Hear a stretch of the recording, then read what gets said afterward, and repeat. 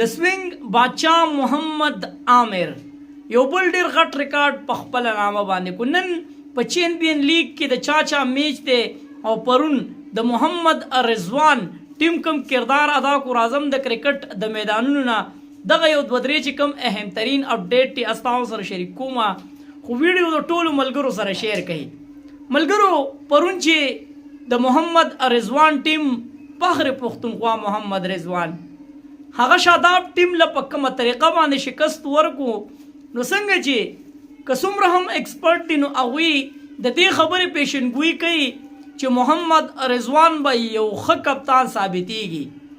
نو هغه هم قسم کړی دی چې زه به واضحوم چې زه یو بهترین کپتان یم. نو په کومه طریقه باندې چې پرون خپل کلاړیانو ولوبول او د 347 عمره غټ ټارګټ یې شاداب ټیم ته په ونډې کې کېښود او په جواب کې بیا ډینجر مین نسیم شاه هغه هم داسې عجیبه بالینګ کو، دا نه معلومې ده چیرې نسیم شاه په پام کې څه کمی راغلی دی.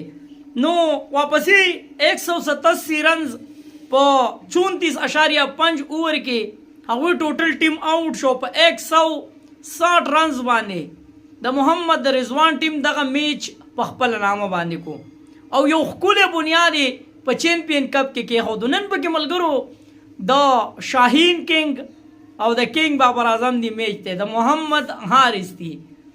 نو پرون چې په کومه طریقه پاکستانیانو خوندونه اغستی وو د دغه اولني میچ نه، نو داسې معلومیږي چې کم کپ دی نو دا به ډیر زیات آوټسټینډینګ وي او زبردست به وي. خو فاینل چې کم کس وګټي نو هغه ته به روپۍ څومره میلاویږي، پوره 3 کروڑ روپۍ به وینر ته میلاویږي. او چې کوم فاینل ته وتی او میچ بیلی نو هغه ته به 1.5 کروڑ روپۍ میلاویږي.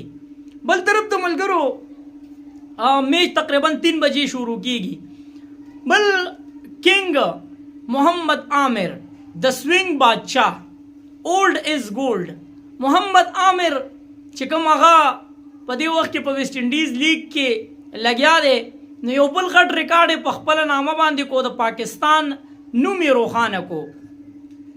محمد عامر د دنیا هغه 3 نمبر بالر جوړ شو چې میډن اوور چا ملګرو محمد عامر چې هغه تقریبا په 3 نمبر شو. په اولنی نمبر باندې د ویسټ انډیز نارین دی، په 2 نمبر باندې شاکیب الحسن دی په ټوله دنیا کې، او په 3 نمبر باندې څوک محمد عامر جوړ شو.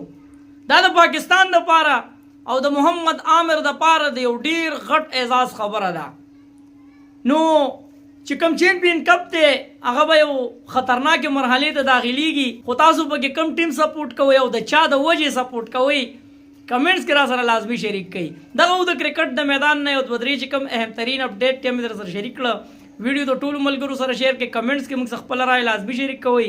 چرته مې الله خاد آباد او خوشاله سات اخره کې اواز پاکستان زنده آباد، پاکستانی کرکٹ ٹیم پائندہ آباد، تل دی آباد دی، زمون وطن پاکستان دی، مسلمان دی. الله